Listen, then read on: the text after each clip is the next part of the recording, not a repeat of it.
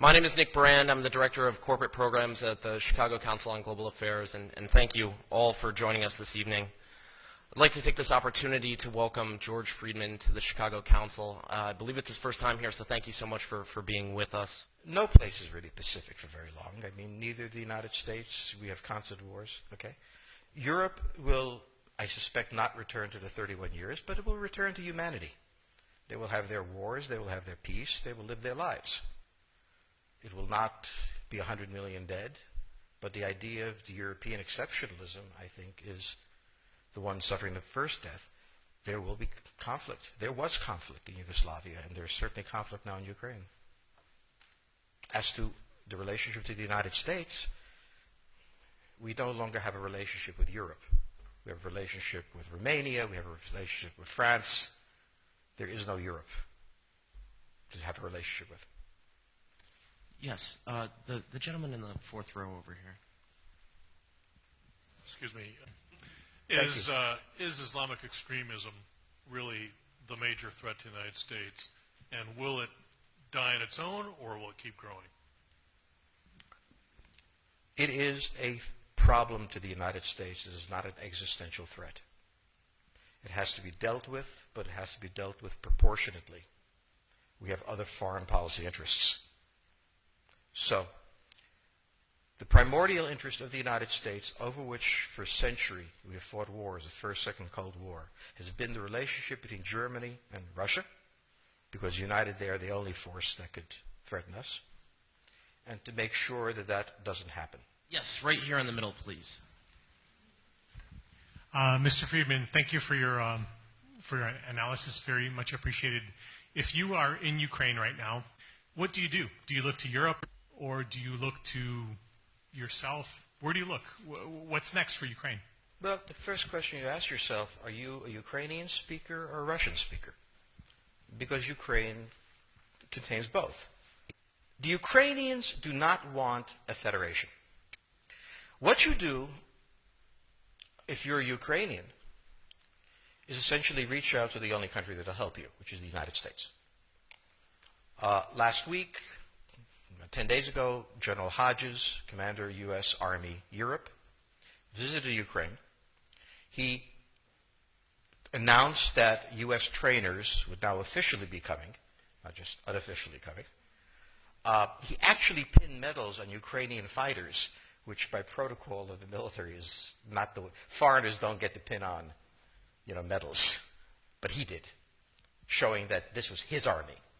He then left and in the Baltics announced that the United States would be pre-positioning armor, artillery, and other equipment in the Baltics, Poland, Romania, and Bulgaria, which is a very interesting point. So the United States, and now yesterday the United States announced that it would be sending weapons. Tonight, of course, they denied it, but they are. The weapons will go. In all of this, the United States has acted outside the context of NATO. Because NATO has to have a 100% vote. Any one country can veto anything. And the Turks will veto it just for giggles. The point is that the United States is prepared to create a cordon sanitaire around Russia. Russia knows it. Russia believes that the United States intends to break the Russian Federation. I think that, as Peter Lorre put it, we don't want to kill you, we just want to hurt you a little bit. Either way, we are back in the old game. And if you go ask a Pole or a Hungarian or a Romanian, they live in a totally different universe from a German. And they live in a totally different universe from a Spaniard. So there is no commonality in Europe. But if I were a Ukrainian, I would do exactly what they're doing. Try to draw the Americans in. Next question, please. Yes, all the way in the back there. Given the weaknesses that you're describing, both in Europe but also in Southern Asia and likely in East Asia itself, is it appropriate or even practical for us to be continuing to push the boundaries of the American empire, if you will, to the edges beyond the areas of those kinds of internal problems? The United States has a fundamental interest.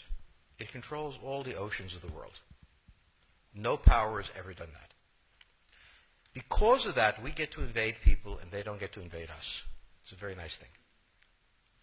Maintaining control of the sea and control of space is the foundation of our power. The best way to defeat an enemy fleet is to not let it be built. The way the British managed to make certain that no European power could build a fleet was to make sure the Europeans are at each other's throats. The policy that I would recommend is the one that Ronald Reagan adopted toward Iran and Iraq. He funded both sides so they would fight each other and not fight us. This was cynical. It was certainly not moral. It worked. And this is the point. The United States cannot occupy Eurasia. The moment the first boot sets the ground, the demographic differential is we are totally outnumbered. We can defeat an army. We cannot occupy Iraq.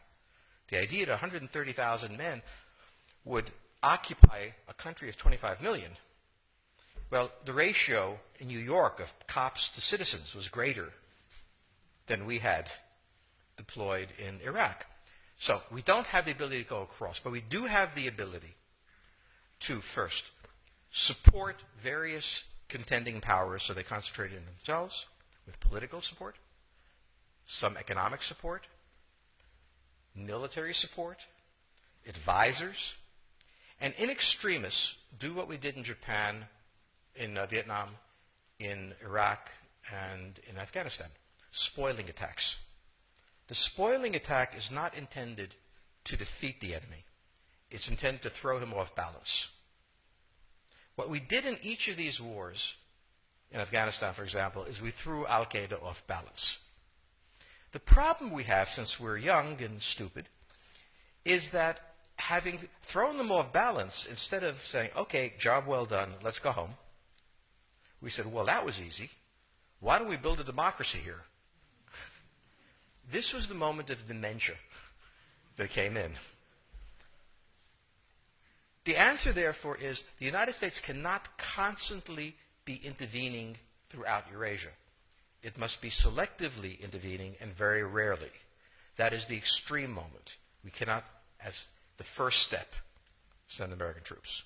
And when we send American troops, we have to clearly understand what the mission is, limit it to that, and not develop all sorts of psychotic fantasies.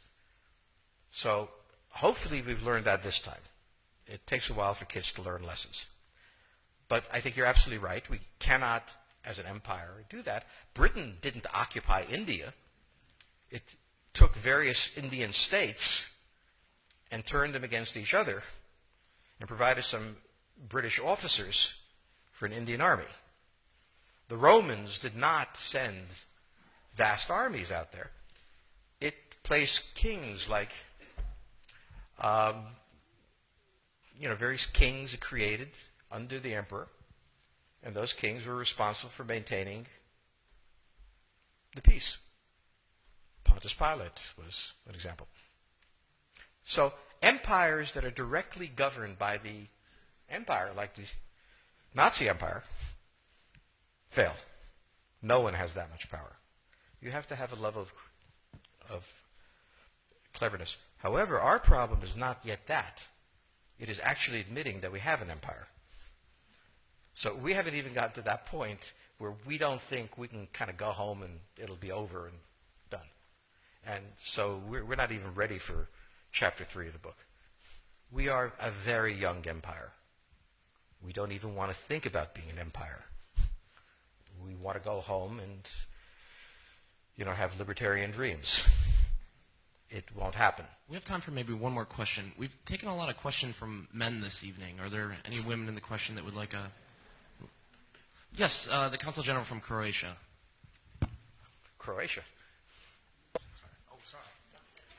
Stephen Hughes, the Consul General Yes, from Croatia. I think as a student of history, you'd remember we lived in personal union for 700 years or so.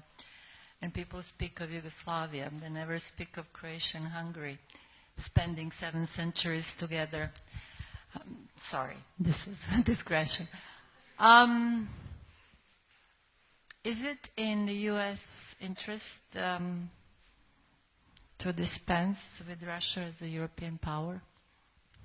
I'm just curious, how do you foresee the architecture once it implodes? What will happen? It's a frightening scenario. Can you tell us a bit more? Well, remember the structure of Europe. From St. Petersburg to Rostov, you draw a line.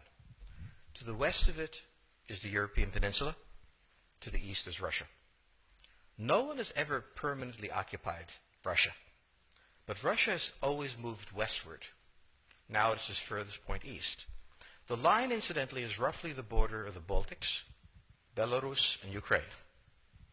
The question on the table for the Russians is, will they retain a buffer zone that's at least neutral? Or will the West penetrate so far in the Ukraine that they're 70 miles away from Stalingrad and 300 miles away from Moscow? For Russia, the status of Ukraine is an existential threat. And the Russians cannot let go. For the United States, in the event that Russia holds onto the Ukraine, where will it stop? Therefore, it's not an accident that General Hodges, who's been appointed to be blamed for all of this, is talking about prepositioning troops in Romania, Bulgaria, Poland, and the Baltics. This is the intermarium, from the Black Sea to the Baltic, that Pilsudski dreamt of. This is the solution for the United States. The issue to which we don't have the answer is, what will Germany do? So the real wild card in Europe is that as the United States builds its cordon sanitaire, not in Ukraine but to the west, and the Russians try to figure out how to leverage the Ukrainians out, we don't know the German position. Germany is in a very peculiar position. Its former Chancellor Gerhard Schroeder is on the board of Gazprom. They have a very complex relationship to the Russians. The Germans themselves don't know what to do. They must export. The Russians can't take up the export. On the other hand, if they lose the free trade zone, they need to build something different. For the United States, the primordial fear is Russian capital, Russian technology, German technology and German capital, Russian natural resources, Russian manpower, as the only combination that has for centuries scared the hell out of the United States. So how does this play out? Well, the U.S. has already put its cards on the table. It is the line from the Baltics to the Black Sea. For the Russians, their cards have always been on the table. They must have at least a neutral Ukraine, not a pro-Western Ukraine. Belarus is another question. Now, whoever can tell me what the Germans are going to do is going to tell me about the next 20 years of history. But unfortunately, the Germans haven't made up their mind. And this is the problem of Germany always.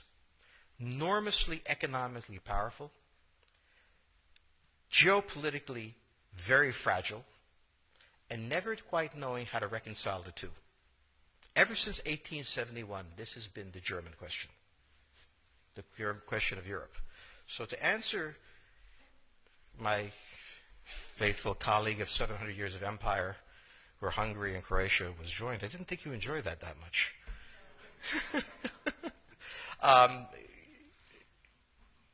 Think about the German question, because now it's coming up again. That's the next question that we have to address. And we don't know how to address it. We don't know what they're going to do. And unfortunately, that's all we have time for this evening.